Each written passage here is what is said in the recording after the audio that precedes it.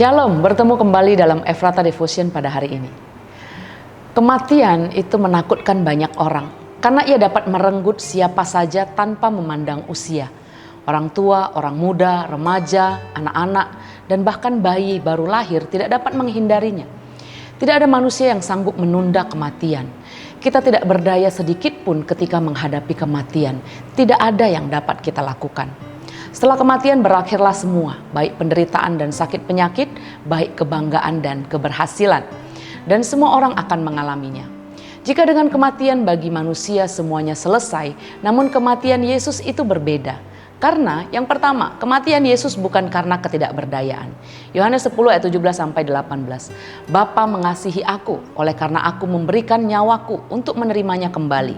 Tidak seorang pun mengambilnya daripadaku, melainkan aku memberikannya menurut kehendakku sendiri. Aku berkuasa memberikannya dan berkuasa mengambilnya kembali. Inilah tugas yang kuterima dari Bapakku. Yesus mati bukan karena ketidakberdayaannya terhadap kematian, tapi karena ia memilih untuk menyerahkannya. Yesus punya kuasa untuk memberikan atau mengambil hidupnya kembali, tapi dia serahkan menurut kehendaknya sendiri untuk melaksanakan tugas dari Bapa, yaitu penyelamatan akan umat manusia.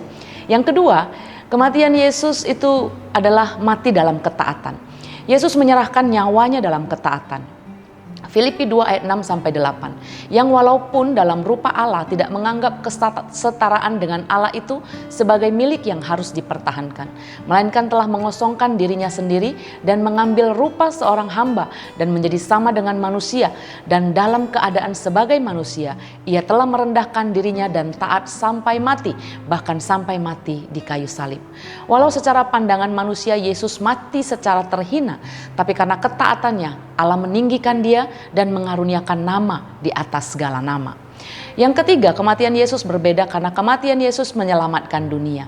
Roma 5 ayat 18, akan tetapi Allah menunjukkan kasih-Nya kepada kita oleh karena Kristus telah mati untuk kita ketika kita masih berdosa. Yohanes 3 ayat 16, karena begitu besar kasih Allah akan dunia ini, sehingga ia telah mengaruniakan anaknya yang tunggal, supaya setiap orang yang percaya kepadanya tidak binasa, melainkan beroleh hidup yang kekal. Betapa istimewanya kematian Yesus. Olehnya kematian setiap orang percaya bukan lagi akhir dari segalanya, melainkan awal dari kehidupan yang baru bersama Allah selamanya.